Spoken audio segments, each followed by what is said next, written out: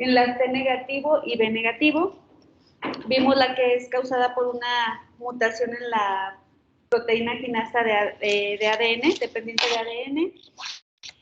Hoy seguimos con la enfermedad por inmunodeficiencia, que es por deficiencia de adenosindeaminasa. Las mutaciones el gen que codifica esta enzima nos van a dar como resultado que se acumulen productos de ella que no se degradan gracias a que la enzima no está funcionando, como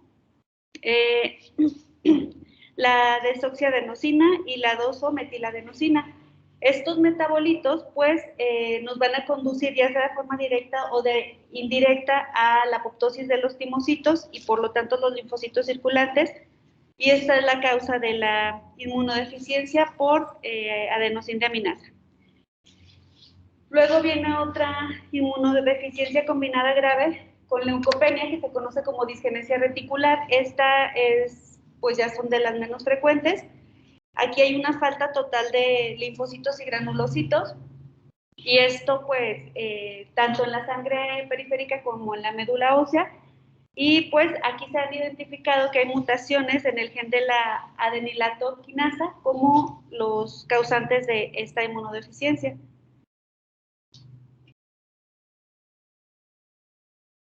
Y bueno, pasamos a otro apartado. Las otras se llamaron inmunodeficiencias combinadas graves. Estas solo son combinadas, sin el grave, porque en esta sí hay una ausencia o hay una disminución de células T, pero no hay una ausencia total como en las otras. A estas mutaciones, que son hipomórficas, es decir, mutaciones en cuanto a la función, en estos genes pues pueden tener las mismas características y se van a denominar inmunodeficiencias combinadas con fugas o síndrome de Omenn. Estas con fugas pues se refiere a eso, ¿no? Que no está como totalmente desarrollada la enfermedad o la mutación no llega a afectar a tal punto de que no se esté produciendo ninguna célula T. Entonces aquí igual tenemos varias que entran en este rubro, y la primera es la inmunodeficiencia ligada al cromosoma X con hiperinmunoglobulinemia M. Aquí las mutaciones van a darse en las células CD154, que son las que después se convierten en CD40 ligando, y nos dan como resultado que no se señalicen las células T y las células B activadas. Entonces de aquí viene la deficiencia.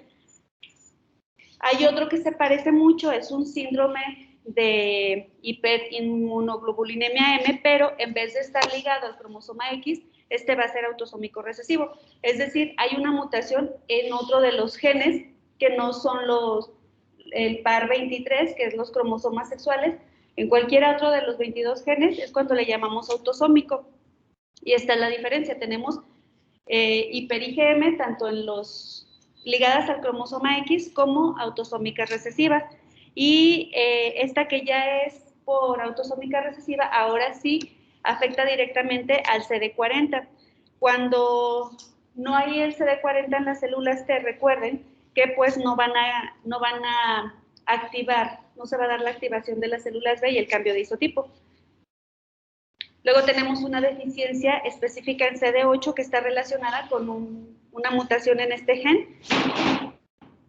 Cuidado. Y hay una, en la otra, tenemos la última que vamos a acabar en este rubro, estas ya son menos, sería la expresión defectuosa de antígenos del complejo mayor de histocompatibilidad, tanto el 1 como el 2. Aquí hay mutaciones dentro de los genes del MHC, que recuerden que estaban en el cromosoma 6, y aquí son los genes que codifican los péptidos TAP1 y TAP2.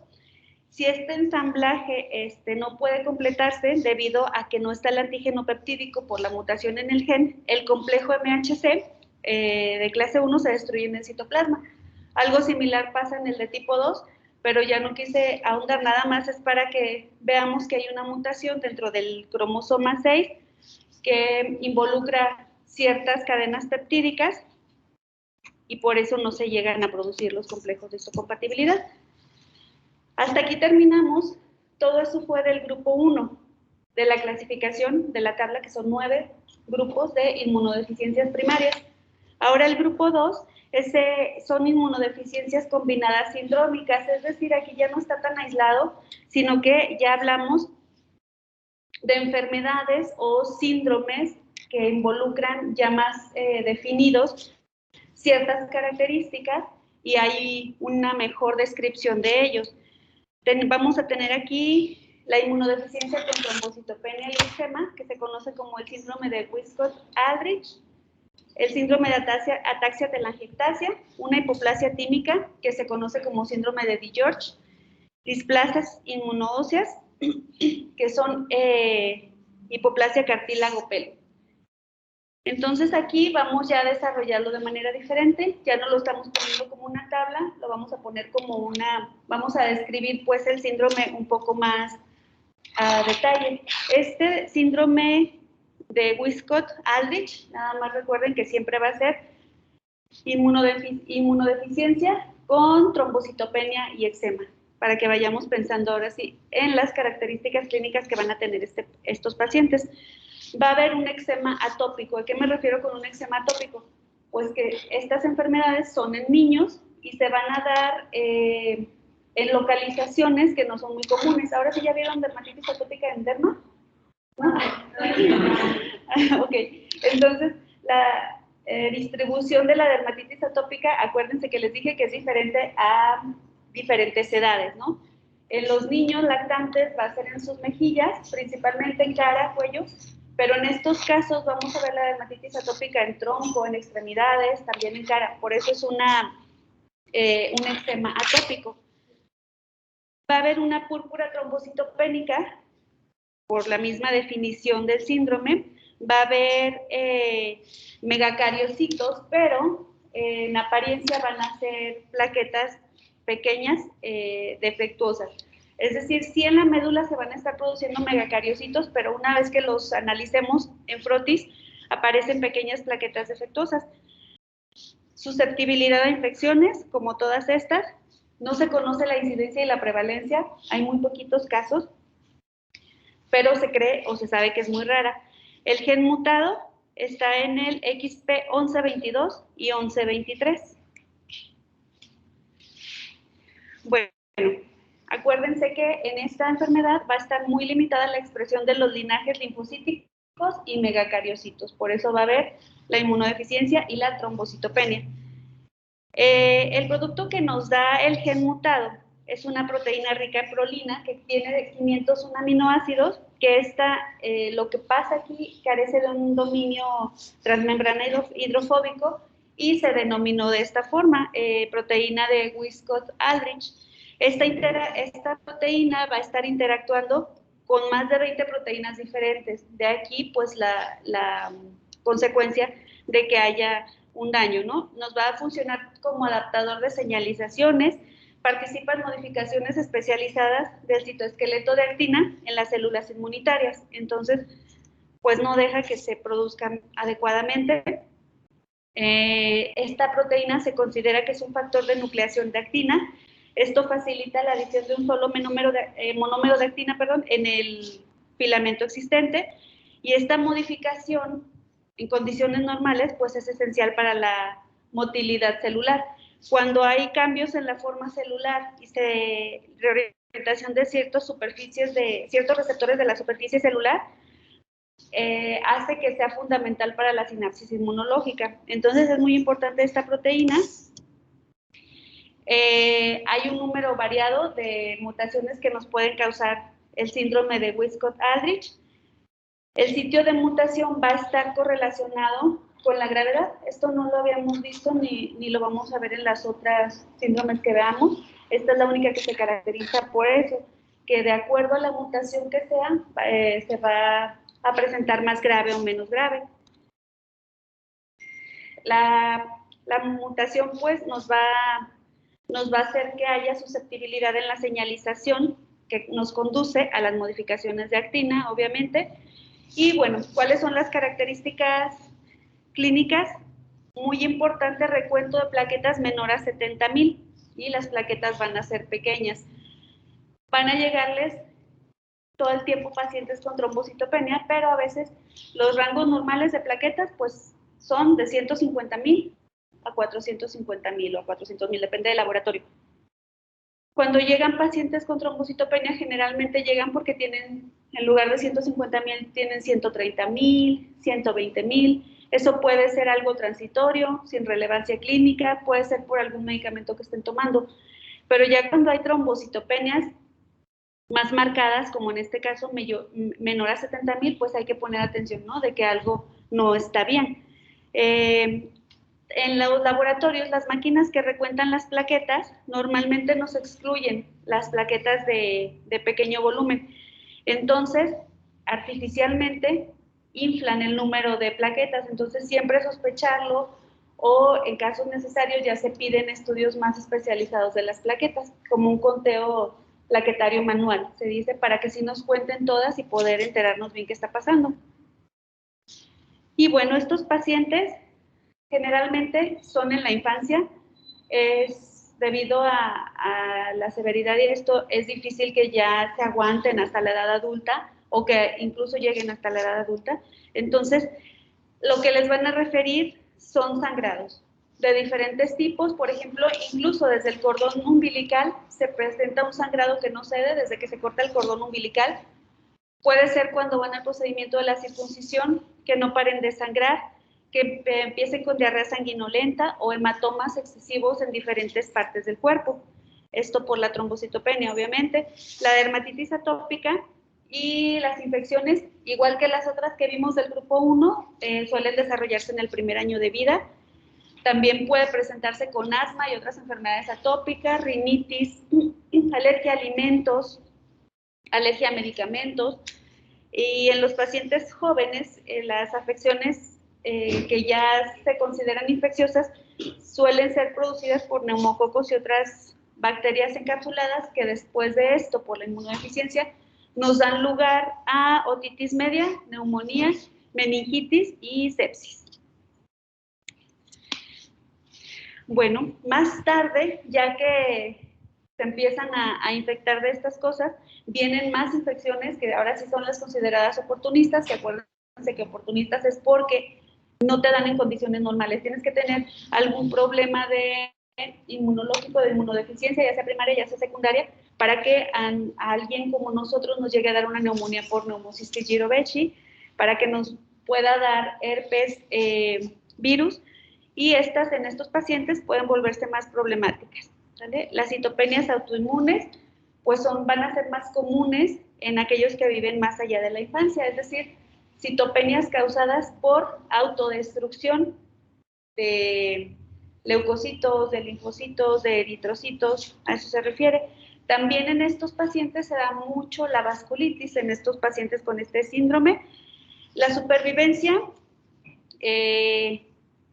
más allá de la adolescencia, va a ser rara en los síndromes graves, sin que se les haya hecho un trasplante de médula ósea o terapia génica. Entonces, como les decía al principio, los pacientes característicos de aquí son niños. Va a ser muy raro que lleguen a ver un adolescente o un adulto. Las infecciones y el sangrado, pues son la principal causa de muerte en estos pacientes y se ha informado que hay un 12% de malignidad. También se asocia muchísimo a malignidad del síndrome de Wiskott-Aldrich. Aquí hay algunas imágenes características en este bebé, bueno, de lo que acabamos de platicar, que pueden ver aquí, no en este bebé, podemos englobar todas las imágenes que podemos ver. Alguien del aula, aquí, ¿cómo te llamas? Janet. Janet. De acuerdo a lo que...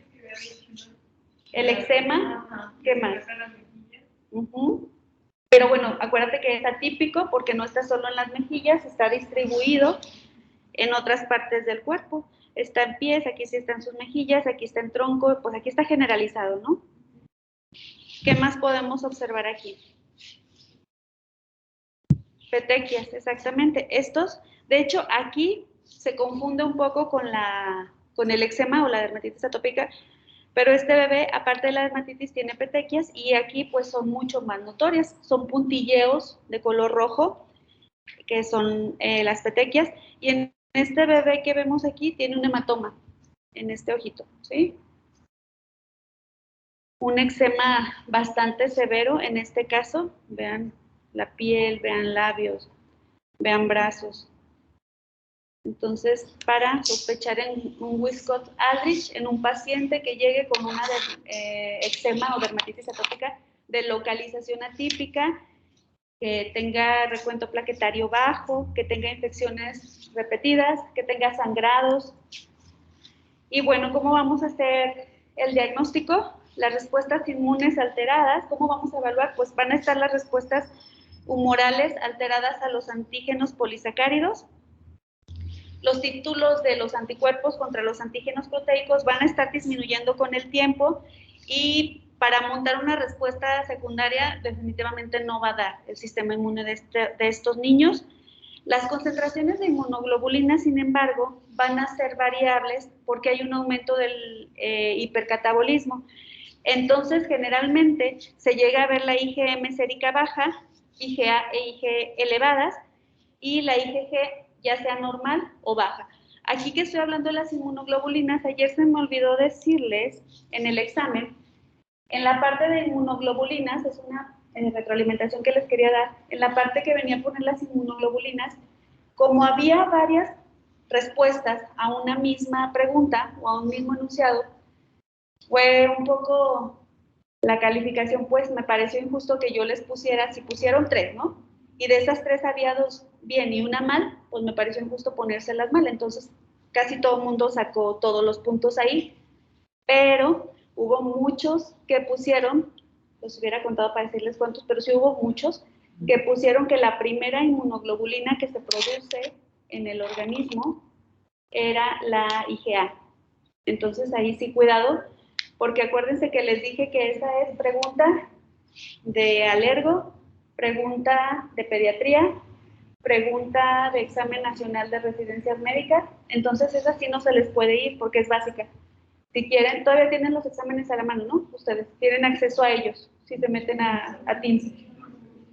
Para que con calma, ahorita no, tranquilos, para que con calma chequen quién lo puso para que se les quede bien grabado, eso es muy necesario, es imperdonable que no lo vayan a saber más adelante, ahorita como quieran.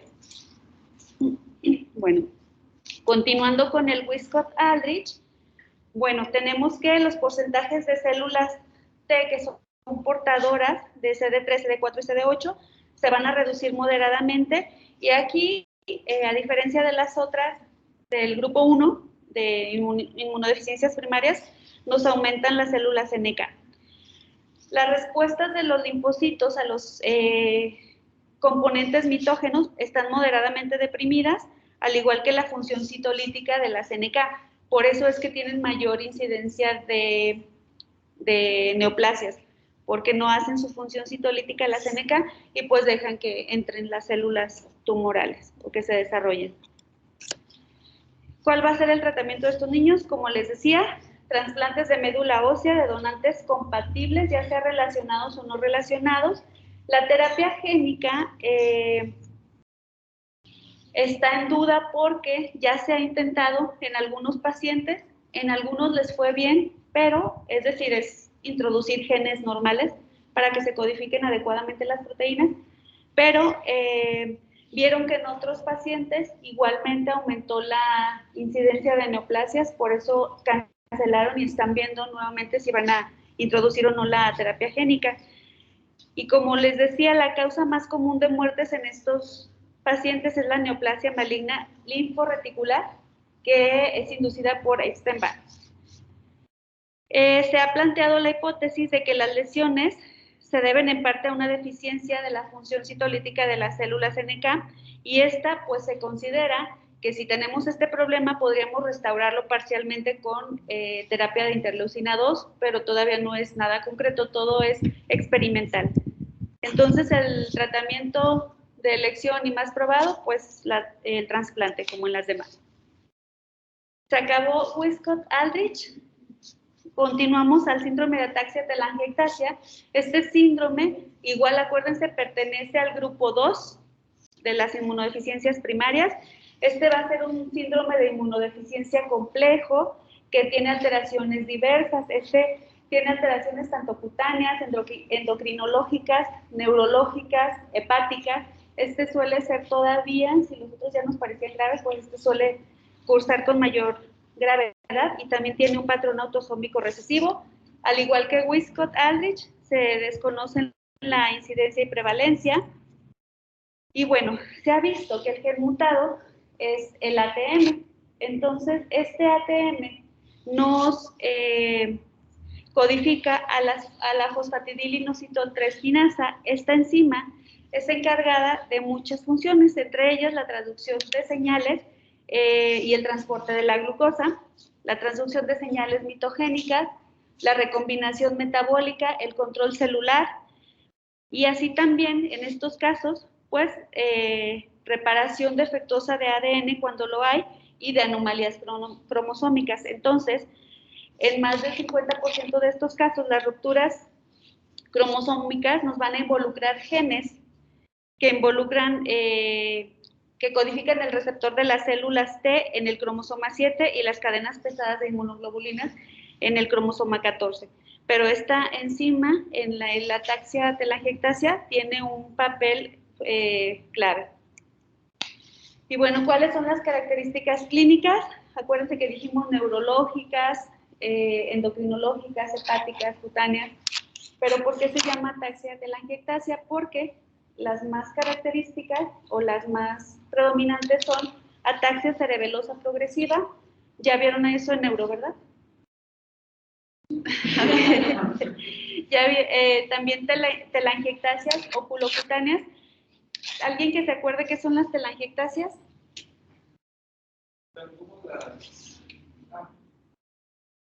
¿Las qué?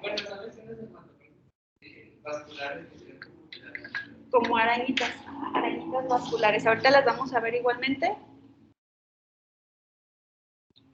Hay una enfermedad sinopulmonar crónica en estos pacientes. Las infecciones son más recurrentes ahí. También hay alta incidencia de malignidad por un fenómeno llamado radiosensibilidad o radiosensibilización, y hay una inmunodeficiencia humoral y celular variable. Entonces, obviamente los defectos inmunes, el cáncer, esterilidad. ¿Y qué pasa aquí? Bueno, aquí están las telangiectasias. Igual son las arañitas vasculares. En estos niños las describen mucho oculares. Si por ejemplo en reuma van a ver que las telangiectasias son más en piel, más en mucosa oral, pero en estos niños la característica del síndrome de ataxia telangiectasia son las telangiectasias oculares predominantemente, y si somos más acuciosos, pues las vamos a poder encontrar en la mucosa labial, tanto inferior como superior. Aquí tenemos una en el pabellón auricular. Aquí tenemos igual las lesiones dérmicas que podrían corresponder a un inicio de vasculitis. Y bueno, esto es la afectación neurológica que se presenta. Empieza con una marcha táxica que los lleva a dejar de caminar. Ahorita vamos a ver. La ataxia generalmente se vuelve evidente poco después de que el niño comienza a caminar. No tarda mucho en ver que hay una marcha anormal. Progresa, como les decía, hasta impedir la deambulación. Los confina en silla de ruedas a los 10 o 12 años de edad. Las telangiectasias se desarrollan más pequeñitos, entre 3 y 6 años, y las infecciones sinopulmonares recurrentes, que son generalmente de origen bacteriano, van a ocurrir en el 80% de los pacientes. Igual, los tumores malignos informados, que son los linforreticulares, se presentan predominantemente en pulmones, y se han observado también adenocarcinoma y otras formas. También se han podido relacionar que los parientes de estos niños tienen mayor incidencia de cáncer, aunque no estén afectados del síndrome de ataxia telangiectasia. El 50, antes de esto, voy a ponerles un video para la marcha atáxica. Dura nada, así que pongan atención. Sí.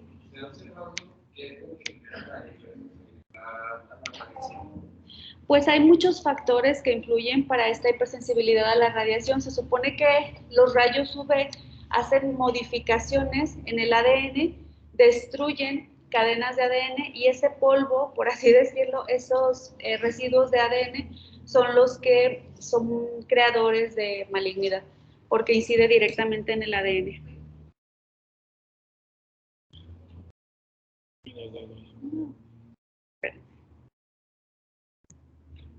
Investigadores estadounidenses han descubierto que una grasa especial es la razón por la que las mujeres delgadas se mantienen delgadas.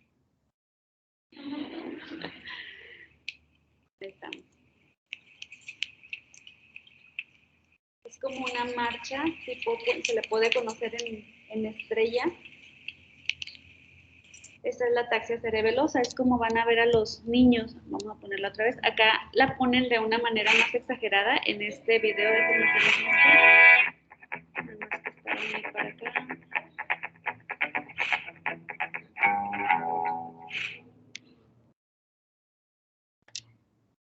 Pero cuando lo cierra y depende su equilibrio solamente de su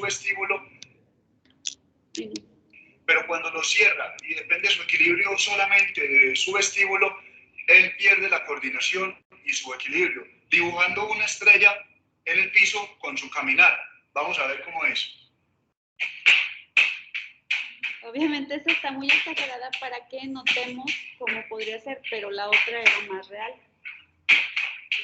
Vamos ahora sobre la marcha atáxica. La marcha atáxica es diferente a la marcha en estrella o vestibular. Esta es causada por un daño cerebeloso. El paciente, así tenga los ojos abiertos, camina de manera como en estrella. Vamos a ver.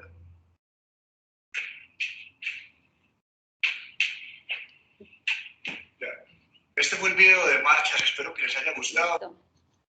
Entonces volvemos.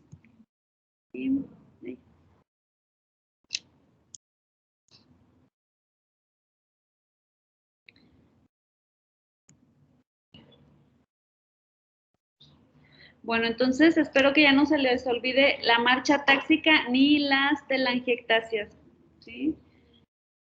De hecho, me he fijado que muy pocos médicos, como que es algo que no tomamos en cuenta y luego muy pocos la saben identificar, como que se te van, pero sí son importantes para varias enfermedades.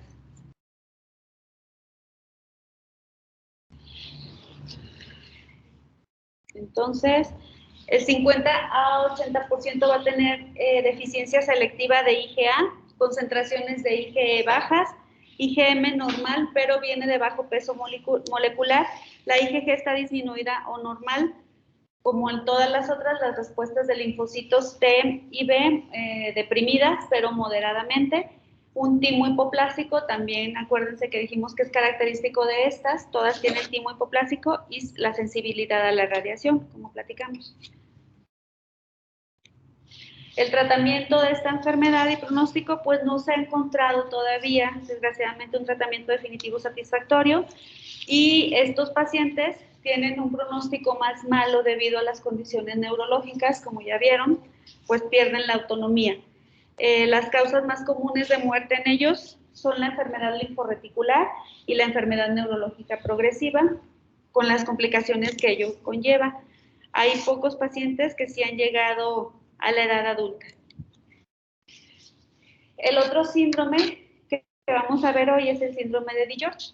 Este síndrome igualmente se los van a preguntar en alergo, en pediatría, en genética, en cardiología y en el ENARGO. Entonces, sí se lo tienen que aprender muy bien. Esta va a ser una agrupación variable de diferentes características fenotípicas secundarias. De hecho, si ustedes buscan solito en otro contexto que no sea de inmunodeficiencias, el síndrome de DiGeorge tiene una serie de manifestaciones que hay tablas y tablas y tablas, porque tiene muchas, abarca manifestaciones a muchos niveles orgánicos, entonces por eso es que está preguntable en diferentes ramas, en diferentes materias. Resulta que estas alteraciones fenotípicas son secundarias a la pérdida del material que se localiza en el brazo largo del cromosoma 22, en este punto en especial, en el 11.2. El espectro, como les decía, va a abarcar varios síndromes pero antes se consideraban independientes, ahora sí se han agrupado todos en síndrome de DiGeorge y el síndrome velocardiofasial. Esto ya, como les digo, va a corresponder más a genética, pediatría. Pero en este caso, bueno, se trata de un síndrome que es pleiotrópico, es decir, afecta muchas cosas, pero las alteraciones más comunes están dadas en el sistema cardíaco e inmunológico, las dificultades en el aprendizaje y malformaciones en el paladar. La prevalencia, si se fijan, la diferencia con los otros es mucho más alta en estos. ¿Se acuerdan que los otros era como 1 en 56,000 casos? Unos que ni siquiera se conoce de tan raro que es. Pues este es 1 en 5,950 en la población general. Y se han hecho algunas distinciones, como que en los caucásicos y afrodescendientes y asiáticos es un poquito menos prevalente, de 5,950 a 6,000, claro, y 1 en 3,800 en hispanos. Entonces, en nosotros va a ser más común. 1 de cada 8 tetralogías de Fallot, que ya vieron en cardio, ¿sí? Más o menos. Bueno, es que se lo ven hasta el final, ¿verdad? Las alteraciones congénitas. Bueno, la van a ver en cardio, pero 1 de cada 8 corresponde a esta de lesión. Entonces tendrá algún espectro de síndrome de DiGeorge, aunque no esté bien desarrollado o bien definido. ¿Qué pasa en esto? Sucede que las dismorfogénesis en las bolsas faringeas, tercera y cuarta, cuando es la embriogénesis temprana, pues no se forman bien, hay una dismorfogénesis y conduce a hipoplasia, aplasia del timo y glándulas paratiroides.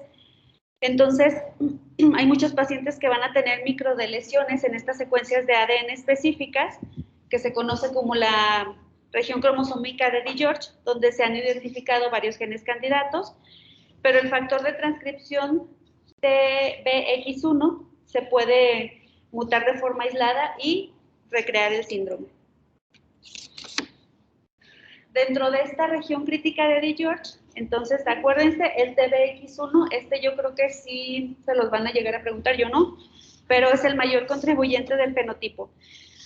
Hay causas, otras causas que son poco frecuentes, otras mutaciones, y también es de llamar la atención que pacientes con exposición prenatal a isotretinoína o glucemia elevada pueden llegar a desarrollar. ¿Qué características clínicas? Pues si tenemos una ausencia de timo y de paratiroides, uno de los problemas principales va a ser hipocalcemia y convulsiones secundarias, el reconocimiento de un defecto cardíaco en el periodo neonatal, un grado variable de hipoplasia o aplasia total del timo y las glándulas paratiroides, porque hubo ahí una dismorfogénesis, y tienen la mayoría van a tener un síndrome que se conoce como síndrome parcial, no van a llegar a tener afortunadamente todas estas alteraciones que les digo que pueden encontrar si ven a detalle el síndrome de DiGeorge. Entonces tienen un síndrome parcial y no completo, donde sí las infecciones podrían ser mortales o las malformaciones cardíacas, ¿sale? Crecen normalmente, pero en su desarrollo físico no hay alteraciones, pero sí hay muchas anomalías en el desarrollo cognitivo. Este es el fenotipo de un síndrome de DiGeorge. Diego Ares. Carlos, ¿nos puedes, en la imagen que tenemos en el esquema de la derecha, ¿sí tienes ahí tu compu, verdad? O donde tú lo veas mejor, porque acá no lo vas a ver. Ok, no, si quieres alguien que tenga su compu prendida. Perfecto. Bueno, entonces nos vas a decir las características que aparecen en este esquema, las faciales y paladar, y ustedes los demás se van a estar fijando a ver si van a tratar de estarlas encontrando en estas imágenes de estos niños. Adelante. Déjame prender ese micrófono, sí, voy a apagar este.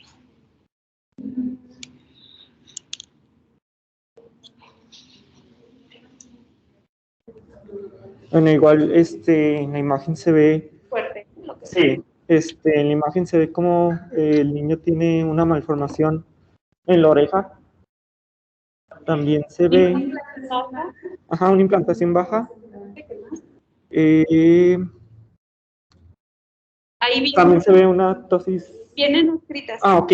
Ptosis palpebral, fisuras palpebrales cortas, puente nasal alto y ancho, comisuras labiales inclinadas hacia abajo, dientes pequeños y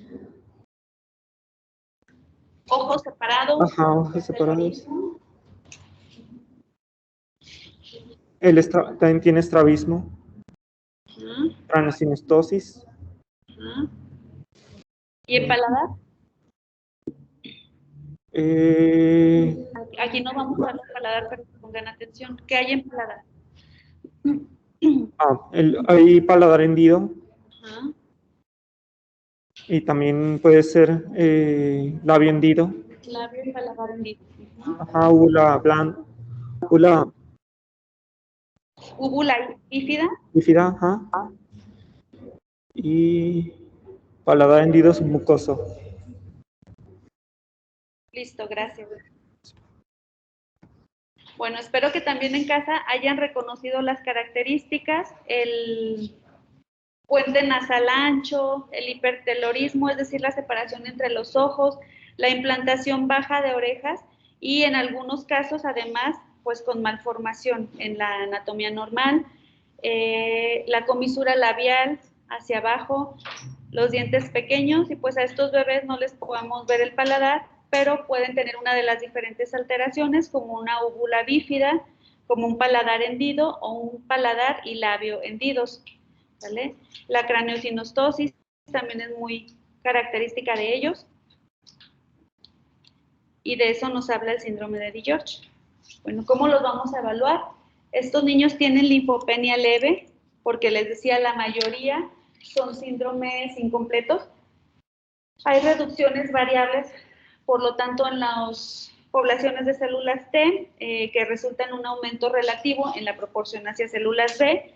Esta función de células B pues se va a ver afectada porque no hay las suficientes células T para ayudarles a activarse y las concentraciones de inmunoglobulina generalmente van a ser normales, aunque a veces vamos a tener la IgE elevada y la IgA baja. En las células TCD3 totales van a estar disminuidas y por lo general las CD4 y CD8 van a ser normales. Entonces esto nos habla de que estos niños afortunadamente no van a tener la incidencia y la prevalencia de infecciones que tienen los otros niños, mientras que en niños pequeños sanos generalmente la proporción es relativamente elevada. Es la diferencia en ellos. La respuesta a los linfocitos sanguíneos después de la estimulación con mitógenos están ausentes, reducidas o normales, otra vez, según el grado de deficiencia tímica. ¿Cuál es el tratamiento de estos niños? No van a ser niños que no van a necesitar tratamiento si tienen la forma parcial del síndrome. Entonces, a diferencia de los otros, aquí no estamos hablando de un trasplante de médula ósea ni terapia génica porque generalmente tienen el síndrome incompleto. Los pacientes que sí lo tienen completo, ahí sí estaría indicado el trasplante de médula ósea, pero esto ya sería con evaluaciones más profundas. ¿Y de casualidad conocen algún paciente, han conocido a alguien con síndrome de DiGeorge? Nosotros decíamos que el novio de una amiga tenía, pero no sé. nunca hicimos un estudio. ¿Alguna duda hasta aquí? Hay que repasarlos para que no se nos olvide. Llevamos el grupo 1 y llevamos el grupo 2. Hoy subimos ya subí ayer el avance de la presentación, hoy subimos el otro avance. Mañana vienen los síndromes de hiperinmunoglobulinemia E, pero bueno, eso ya es capítulo de mañana. Como les digo, ya esto de los síndromes fue lo más que ahondaremos y bueno, también en la deficiencia de complemento un poco. Cualquier cosa, ya saben, me escriben. Si no les contesto rápido, es porque ando ocupada. Gracias en casa, nos vemos mañana.